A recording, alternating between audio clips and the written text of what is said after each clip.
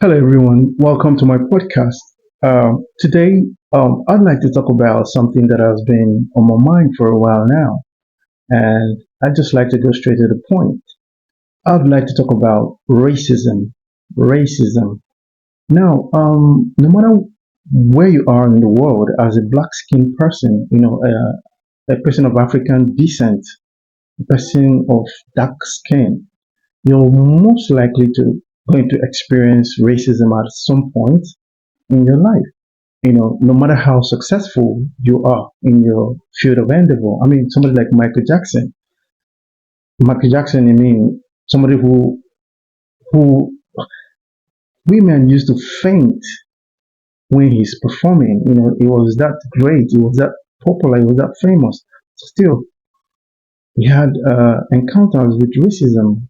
So no matter who you are, Barack Obama, who was the president of the United States of America, I mean, the highest office you could have in the land, the most powerful man in the world at the point in time, was also to today. He still grapples with racism. So it's something that is here to stay. But for me, I like to talk about it I like a Japanese saying that says, "Good thinking, good product." In other words, if you wish to understand the circumstances, or if you wish to understand the paradigm, or you wish to understand a problem, you need to think about that problem. And in the process of thinking about the problem, you understand the cause of the problem, and then you can now begin to look at the solutions. So for me, I've had time to think about racism, and I've come to this very solid and lucid conclusion, which is racism is part of the human construct. Racism is part of the human psyche.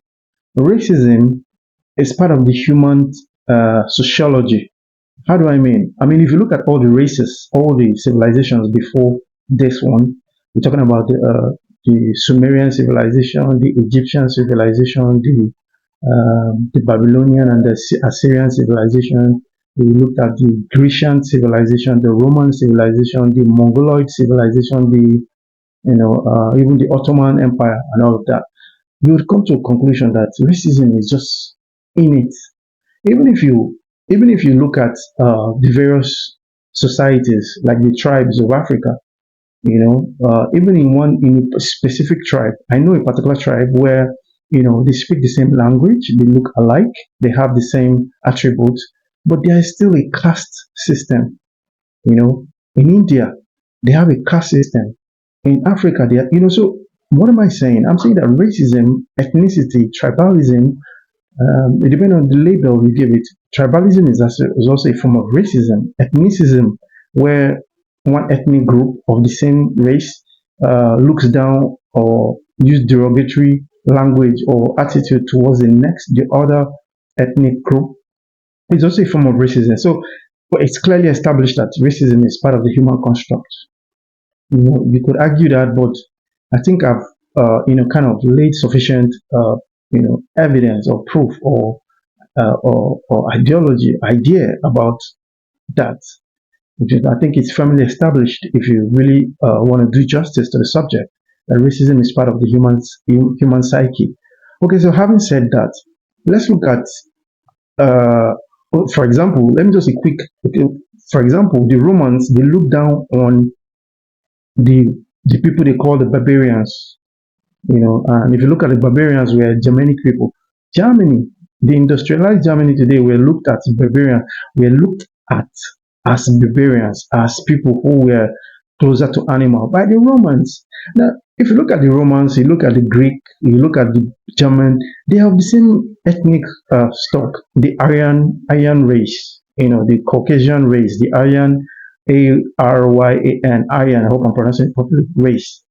So they were of the same stock, race, yet there was discrimination because so at the end of the day, you find out that the most advanced or the most technologically and socially advanced culture, I use the word culture, not it's always the culture that the race or the culture that leads at every point in time. But what I've taken from it, it does not mean that the other For example, the Romans were the most advanced at the time. They had administrative governance, they had technological advancement, they had systems that were far, far, far more advanced than the Germanic people or the Brits or the Celtic people or the people of their age, which is why they were the rulers at that time. However, that does not mean that the Germanic tribes, or the Gaulish tribes of France and nearby countries, or they call them the barbarians. That did not mean that the barbarians were not as intelligent as the Romans. If you make that the Germanic people were less intelligent than the Romans, you'd be wrong, because they've proven it over the years. I mean, Germany fought the whole of Europe twice and nearly won. In fact, it could have been argued that if America hadn't stepped in, they would have won. They defeated France in a matter. The point I'm trying to make is that the fact that the most dominant or the most advanced or the most developed civilization or ethnic group at a point in time looks down on the other ethnic group the way the rest of the world looks down on Africa does not mean that Africa has less intelligent people, or there's that Africans are less intelligent, because the Romans enslaved the barbarians, looked down on the barbarians, but the barbarians were not necessarily less intelligent, and they've proven it over the years. Let me give you a story to surmise this argument. In 1919, after the First World War, there was a peace conference that was organized in Versailles, which led to the Versailles Treaty.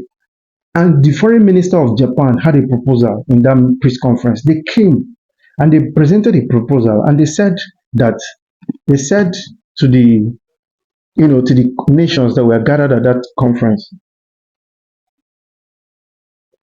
and they said,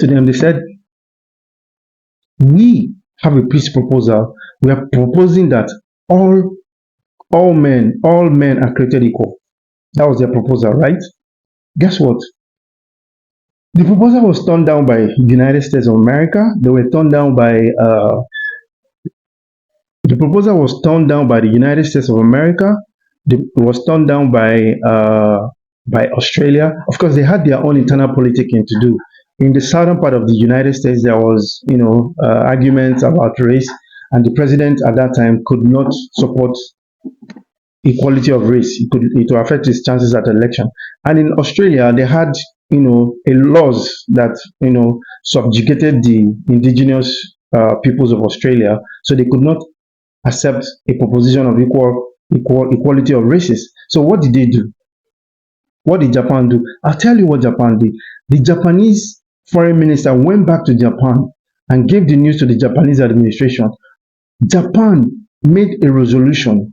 They made a resolution in their hearts, in their mind, and in their being. And they decided that, oh no, we are going to prove to these people that we are not only equal, but we could be superior. And the Japan began to build their economy, began to develop their economy, they build ships, they build planes, they developed themselves technologically, socially, technologically. In fact, they were so advanced technologically that during the Second World War, Japanese planes, warplanes, that was manned by Japanese pilots carrying Japanese bombs, flew all the way from Japan, either Okinawa or Tokyo. I'm not sure, but you can look at the history, and drop bombs in Australian cities, drop bombs and sunk the American Pacific Fleet. Do you know what it means to sink the American Pacific Fleet? To sink the American Pacific Fleet, you would have to have been extremely, you have to be technologically advanced to be able to do that. You see, technologically advanced to be able to do that, and they were able to do that. They showed the rest of the world that, listen, we are not inferior to you. You see, and how they did that was by advancing themselves technologically to a point that in every household in the world, in if you look at every household in the world, you must find two or three, four Japanese products. 50, 40 to 50% of the cars that were used in Africa and Europe were Japanese cars. That is how any race could can show that they are can come out of racism. Now you could see some ignorant people who are racist against Japanese, but they are just ignorant. If you really know, if you're conversant about global affairs, I mean, Japan had the second biggest economy in the world after the United States. At some point, China has taken that role now. So there's a way out of racism. So in my next video, I'm going to be talking about some of the things that African leaders are doing and that Africa is doing, that as long as they continue to do that, racism will never end. If you enjoyed what we've discussed and you would like you to support us by liking this video, share, and tell your friends, comment, share, and like, so that we could have the opportunity to be able to bring you more insightful and historical perspective on some of these issues. Thank you. Ciao. Thanks for watching. Subscribe, like, and share.